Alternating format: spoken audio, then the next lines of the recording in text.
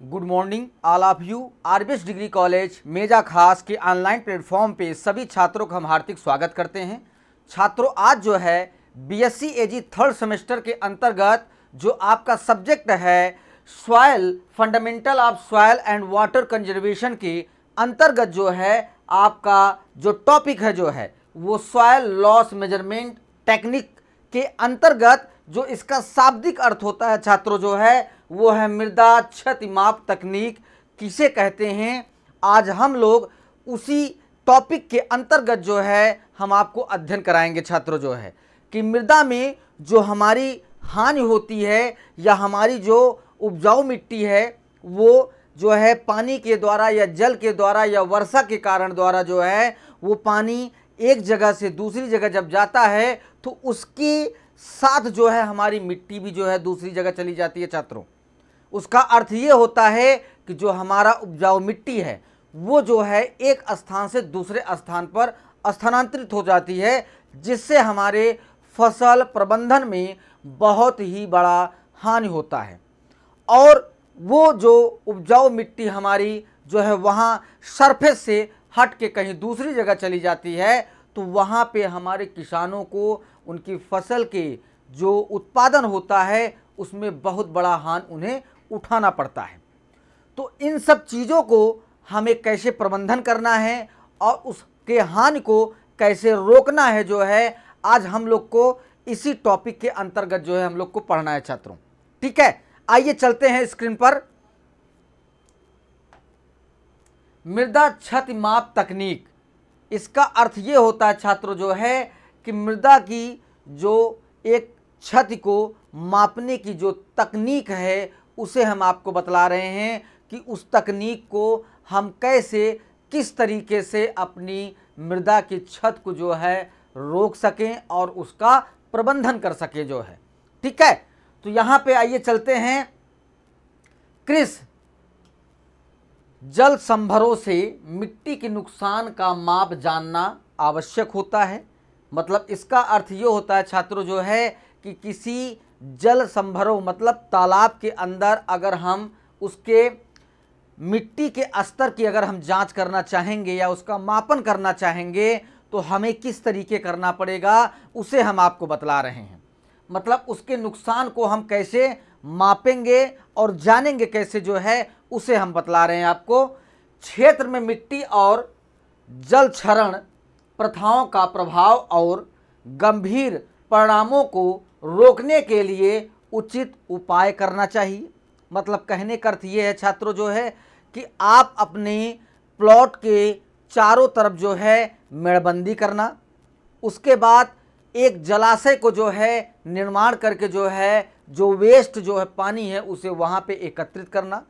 तो आपको वहाँ पे जो है एक तरीके से अगर वहाँ के मिट्टी क्षति को अगर मापना है तो वहाँ पे जलाशय के अंदर आप उस नमूने को लेकर आप उसके जो है मिट्टी के कटान और क्षरण को कितना वहाँ पे हमारा कटान हो रहा है, कितनी मिट्टी पानी के द्वारा जो है जलाशय में जा रहा है, आप वहाँ पे उस नमूनों को लेकर अब अच्छे तरीके से उसकी जांच कराकर आप उसकी जानकारी कर सकते हैं कि हमारे किस प्लॉट का मतलब हमारे जो खेत का मिट्टी कट कर जो है कहीं दूसरी जगह जा रहा है वो एक तरीके से जो है कितना जो है कटाव मिट्टी का हो रहा है, कितना जो है जल के द्वारा मिट्टी बाहर जा रही है, उसकी जानकारी जो है किसानों को जांच के थ्रू नमूने लेने की प्रक्रिया के द्वारा ही आपको जानकारी मिल सकती है। ठीक है, फिर उसके बाद मिट्टी के नुकसान पर अध्ययन से उत्पन्न जानकारी का उपयोग संबंध विकसित करने के लिए किया जाता है, जिसका उपयोग विभिन्न मिट्टी और फसल प्रबंधन प्रथाओं के तहत मिट्टी के नुकसान की भविष्यवाणी करने के लिए किया जाता है। मतलब इसका अर्थ ये होता है छात्रों जो है कि अगर आप कहीं भी जो है अगर मिट्टी का नमूना अगर आप लेते हैं जलाशय के अंदर से जो है तो वहाँ पे कितनी मिट्टी जो है हमारी कट के उस जलाशय में जा रहा है, जब आप उसकी जांच कराएंगे तभी आपको पता चलेगा कि हमारी उपजाऊ जो ऊपर की परत की मिट्टी है वो कितनी ज़्यादा जो है हमारे जलाशय के अंदर जो है जा रहा है और हमें कितना नुकसान हो रहा है। ठीक है, फिर उसके बाद मृदा क्षरण उपायों का जो डिजाइन है उसे हम आपको बतला रहे हैं। मतलब इसका अर्थ ये होता है छात्रों जो है कि जो हम फसल प्रबंधन की जो प्रक्रिया है उसे हमें नई तकनीक के द्वारा अगर हम प्रबंध उसका करते हैं तो वहाँ पे हमारी मृदा की क्षति बहुत ही कम और ना के बराबर होगी। ठीक है, फिर उसके बाद मृदा क्षरण उपायों का एक डिजाइन करना पड़ेगा, एक उसका जो है रूपरेखा तैयार करना पड़ेगा आपको कि इसके तरीके अगर हम इसे डिजाइन कर देंगे जो है तो हमें जो है एक तरीके से मृदा का सैंपल लेने में जो है कोई भी कठिनाई नहीं होगा।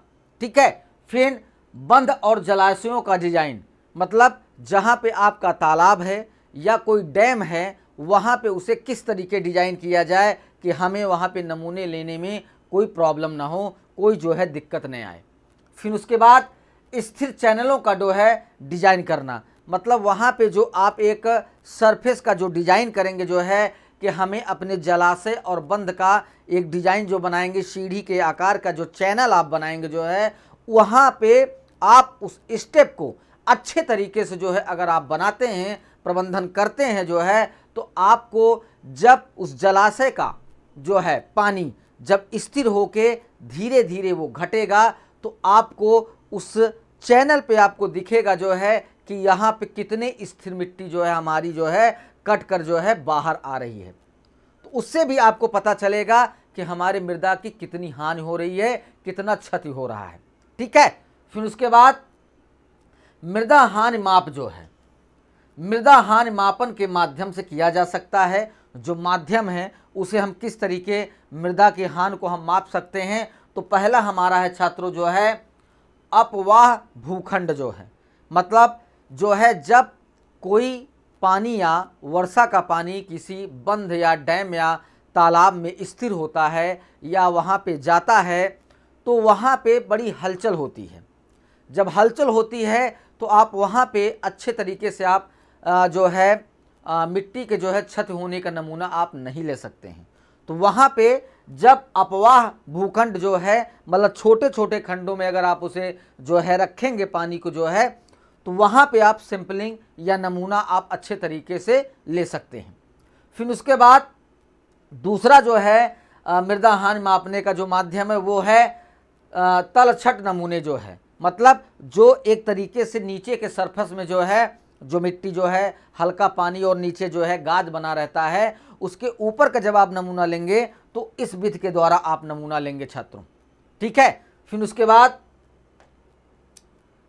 जब हम रनऑफ प्लॉट का उपयोग करते हैं तो किसानों के प्रदर्शन के लिए, तुलनात्मक अध्ययन के लिए, मॉडलों के सत्यापन के लिए हम डेटा प्राप्त करते हैं।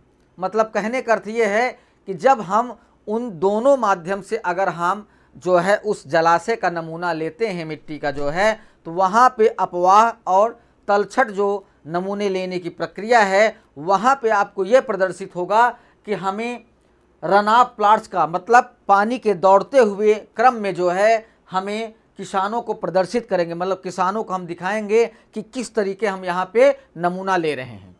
फिर वहाँ पे तुलनात्मक अध्ययन भी करेंगे कि हमें कैसे जो है इसका नमूना हम ले रहे हैं और अपवाह भूखंड का, और फिर दूसरा जो नमूना आप तलछटी नमूना लेंगे वहाँ पे आप जो है मॉडलों के सत्यापन के लिए डेटा प्राप्त करेंगे, मतलब वहाँ की जानकारी को आप इकट्ठा करेंगे, तभी आप उसको रिपोर्ट और आंकड़े को बनाकर किसी जो है वैज्ञानिक के माध्यम या वैज्ञानिक के समक्ष जो है आप उस आंकड़े को रख सकते हैं कि यहाँ पे इस जगह से इतनी मिट्टी कट के जो है वहाँ पे तालाब और डैम में जा रही है, जो हमारी उपजाऊ मृदा है वो कट के दूसरी जगह चली जा रही है, तो जिससे हमें उपज में बहुत ही नुकसान जो है उठाना पड़ रहा है।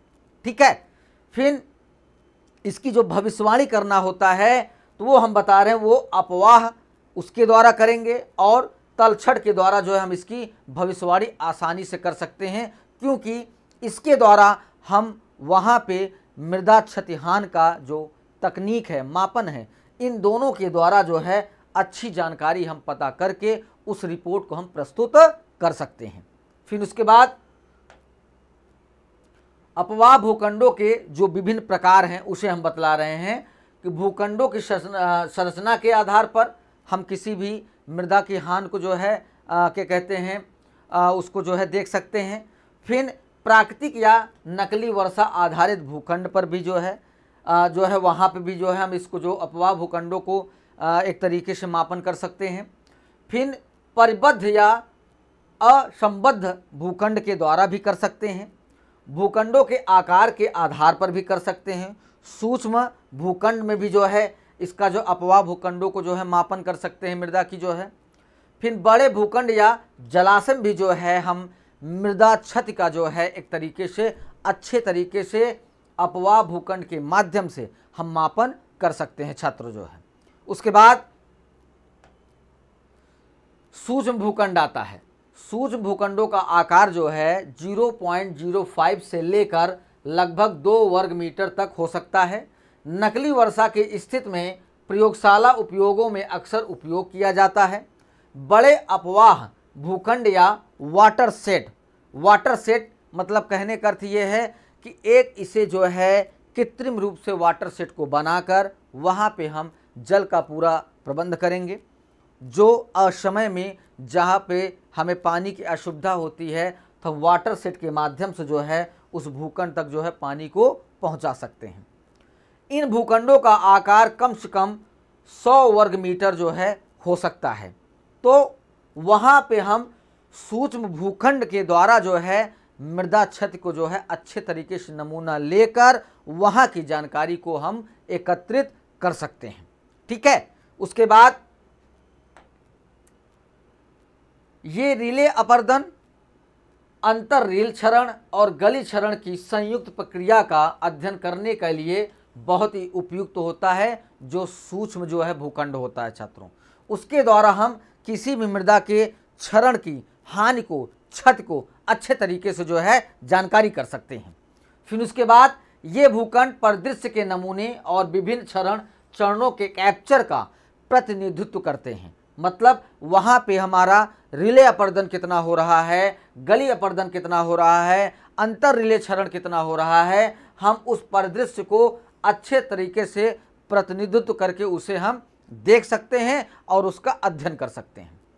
फिर उसके बाद अपवाह भूखंडों के गुण और दोष जो है, कटाव की भयावहता या गंभीरता और मिट्टी की उत्पादकता पर इसके प्रभाव का आकलन करने में उपयोगी है। कटाव नियंत्रण प्रथाओं को डिजाइन करने और स्थापित करने में उपयोगी होता है।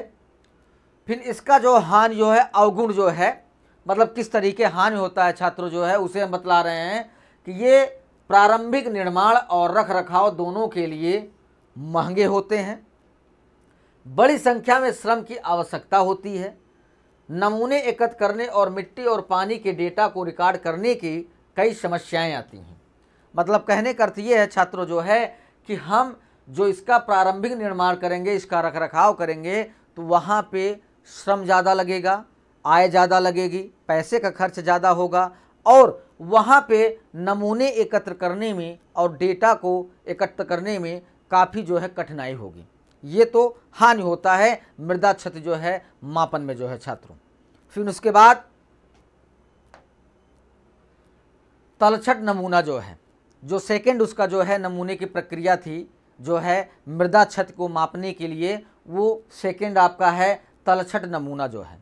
इसे हम बतलाने चल रहे हैं छात्रों जो है कि तलछट नमूना मूल रूप से बहते जल निकाय, मतलब जो पानी हमारा सरफेस पे बहता रहता है उसे हम तलछट नमूना जो है वहाँ पे लिया जाता है। ठीक है, मृदा क्षति को मापने के लिए। फिर जैसे नदी हो गया, सहायक नदी हो गया, नहर हो गया आदि, ये तलछट युक्त पानी के नमूने एकत्र करने के लिए उपयोग किए जाते हैं। ये आपका जो है नमूने का सेकेंड पैटर्न जो है। फिर तलछट की रासायनिक, भौतिक और विश्व वैज्ञानिक और जैविक संरचना का निर्धारण करने के लिए इन नमूनों का प्रयोगशाला विश्लेषण किया जाता है। मतलब यहाँ पे जब आप नमूना कलेक्ट करेंगे तो उसे आप जो है वहाँ प्रयोगशाला में ले जाकर उसकी रासायनिक, भौतिक, विष मतलब उसमें कितना जो है टॉक्सिक चीज़ पाया जा रहा है और उसके बाद उसमें जो है जैविक संरचना कितनी है उसको जो है मापन जो है प्रयोगशाला के द्वारा ही उसका हम जानकारी कर सकते हैं। फिर उसके बाद नमूनों का उपयोग किस ज्ञात गाद जमाव स्थल से मिट्टी के स्कूप या कोर को इकट्ठा करने के लिए भी किया जाता है। मतलब तलछटी पे जो हमारा गाद पाया जाता है, फिर उसके सरफेस के ऊपर जो है पानी पाया जाता है, तो वहाँ पे जो नमूना लिया जाता है तो उसका जो एक तरीके से आंकड़ा आता है प्रयोगशाला के द्वारा जो है वो बहुत ही सही और सटीक आता है छात्रों जो है। ठीक है। फिर उसके बाद तलछट नमूनीकरण का जो विधियां होती हैं उसे हम बतला रहे हैं कि स्लॉट नमूनाकरण, मतलब जहां पे आप नमूना जो है तलछटी पे ले रहे हैं तो उसे किसी स्लॉट पे रखकर जो है आप उसे नमूने को जो है संग्रहित करेंगे। फिर उसके बाद नमूना जो है लिया जाता है। फिर स्लॉट नमूनीकरण जो है, स्लॉट सैंपल्स का उपयोग छोटे परीक्षण भूखंडों के से लेकर कई वर्ग किलोमीटर के जल क्षेत्र तक किसी भी कटाव और अध्ययन में जो है इसको जो है स्लॉट जो है सैंपलिंग का नमूनेकरण का जो है उपयोग किया जाता है छात्रों। ठीक है। फिर ये नमूने आमतौर पर स्वचालित होते हैं और ऑपरेशन के दौरान किसी पर्यवेक्षक भी आवश्यकता जो है नहीं पड़ती है, क्योंकि जब आप किसी स्लॉट पे उसे जो है लेंगे छात्र जो है और प्रयोगशाला में ले जाकर नई जो भी तकनीकें आई हुई हैं वहाँ पे उस स्लॉट को रखने पर जो है आपको सारी जानकारी और आंकड़े आपको उपलब्ध मिल जाएंगे कि हमारे जल में कितनी जो है मृदा छत का जो है हानि हो रहा है, तो वहाँ पे आपको पूरी जानकारी मिलेगी जो है। फिर उसके बाद भारी अपवाह की घटनाओं के तहत नमूनीकरण जारी रह सकता है। स्लॉट सैंपलिंग को दो प्रमुख प्रकार होते हैं। पहला जो है मल्टी स्लॉट विभाजक, दूसरा जो है कोसा कटन व्हील सैंपलर जो है। मतलब इन दोनों के तहत जो है आप सैंपलिंग करेंगे जो है, जिसके द्वारा आप मृदा क्षतिहान को मापन कर सकते हैं। फिर मल्टी स्लॉट विभाजक जो है उसे हम बतला रहे हैं कि मल्टी स्लॉट विभाजक आरबी द्वारा विकसित किया गया था, जो 1/125 से 1/250 हेक्टेयर आकार के छोटे भूखंडों से बहते पानी के संग्रह के लिए गीप किया जाता है। मतलब गीप के द्वारा जो है उसे सैंपलिंग या नमूनीकरण किया जाता है, नमूना लिया जाता है। ठीक है। फिर उसके बाद विभाजक को समान आयामों के कई स्लॉट प्रदान किए जाते हैं। मतलब वहाँ पे अगर हम नमूना लेते हैं छात्रों जो है तो कई स्लॉट के रूप में लिया जाता है और सभी स्लॉटों को जो है अच्छे तकनीक के द्वारा जो है आंकड़ों के द्वारा प्रयोगशाला में परीक्षण करके उसे परिणाम को जो है सैंपल करके जो है मिलाकर जो है आंकड़े को जो है बाहर निकाला जाता है। फिर जो है इसे एक आयताकार बॉक्स के अंत में लगाया जाता है, जिसके माध्यम से एक सेटलिंग टैंक से बहता पानी एक समान क्षैतिज वेग से गुजरता रहता है। मतलब जो पानी सरफेस पर बहता रहता है वो एक टैंक से जो है धार के अकॉर्डिंग जो है वो धीरे धीरे बहता रहता है। खांचों से गुजरने पर प्रवाह समान भागों में जो है विभाजित हो जाता है। तो जो आपका कई स्लॉट होते हैं छात्रों जो है वो जब उस पे पानी आप गुजारते हैं जो है तो वो धीरे धीरे अपडेट करके जो है पानी नीचे आता है। फिर वहाँ पे उस स्तर को बताता है कि हमारी जो उसमें मृदा क्षति हो रहा है वो कितने स्तर तक कितने स्लॉट तक हो रहा है, वो आपको अच्छे तरीके से जानकारी वहाँ पे मिलेगी जो है। फिर केवल केंद्रीय स्लॉट से गुजरने वाले प्रवाह पर ही विचार किया जाता है, जिसे एक संग्रह टैंक में छोड़ दिया जाता है और शेष प्रवाह को बह जाने दिया जाता है। मतलब जो हमारा जहाँ पे केंद्र है, जहाँ से हम पानी को जो है एक तरीके एक स्लॉट के रूप में जो हम छोड़ रहे हैं, तो वहाँ पे केंद्र पे जो हमारा रहता है सबसे ज़्यादा वहाँ पे ध्यान उसी केंद्र पर किया जाता है। फिर धीरे धीरे वो स्लॉट को जो है अंकन करते रहते हैं कि कहाँ पे जाके जो है पानी हमारा जो है फ्रेश हो रहा है, वहाँ पे मृदा क्षति नहीं हो पा रही है। ठीक है। फिर उसके बाद प्लाट से निकलने वाले अपवाह को सबसे पहले एक संरचना में एकत्रित किया जाता है, जिसे कलेक्टर कहा जाता है, जहां से इसे अपवाह की ऊर्जा को नष्ट करने के लिए एक सेटलिंग टैंक में निर्देशित किया जाता है। मतलब इसके लिए एक छोटा सा टैंक जो है बनाया जाता है, जो वहाँ से आपके स्लॉट के द्वारा जो है जो पानी बह कर आ रहा है, वहाँ पे जो आप परीक्षण कर रहे हैं, जो अवशेष पानी हमारा बच रहा है वो जाके उस टैंक में जो है स्थिर हो जा रहा है। फिर उसके बाद अपेक्षाकृत शांत पानी जब मल्टी स्लॉट विभाजक में प्रवेश करता है और फिर विभाजक के केंद्रीय प्लाट से भंडारण टैंक में प्रवेश करता है, तो वहाँ पे आपको ये पता चलेगा कि मृदा क्षति हमारी जो है मापन किस तरीके हम कर रहे हैं, कहाँ पे कितना हो रहा है, कितना पानी जो है हमारा फ्रेश बाहर जा रहा है और कितना पानी हमारे मेन टैंक में जा रहा है। तो वहाँ पे आपको पता चलेगा कि हमारी मृदा कितनी क्षति हो रही है। ठीक है। फिर भंडारण टैंक से पानी एकत्र किया जाता है और तलछटी एकाग्रता के लिए उसका विश्लेषण भी किया जाता है। मतलब भंडारण टैंक से पानी एकत्र करके फिर उसे जो है विश्लेषित किया जाता है कि हमारा वहाँ पे मृदा क्षति जो है कितनी हो रही है। फिर उसके बाद कोसोटोन व्हील सैंपलर जो है, दूसरा जो सैंपलर हमने आपको बताया कि सैंपलिंग करने का जो तरीका है वो हम बतला रहे हैं। कोसोटोन व्हील सैंपलर को संयुक्त राज्य अमेरिका ने जो है नामक स्थान पर विकसित किया था। एच फ्लूम या त्रिकोणीय पायदान के माध्यम से अपवाह निर्वहन को पानी के पहिए पर गिरने की अनुमति दी जाती है, जिससे एक सैंपलिंग हेड होता है जिसके शीर्ष पर एक स्लॉट लगा होता है। मतलब एक तरीके से अगर देखा जाए तो जो आप जो है जब बिजली पैदा करते हैं तो वहाँ पे कई स्लॉट बनाए जाते हैं।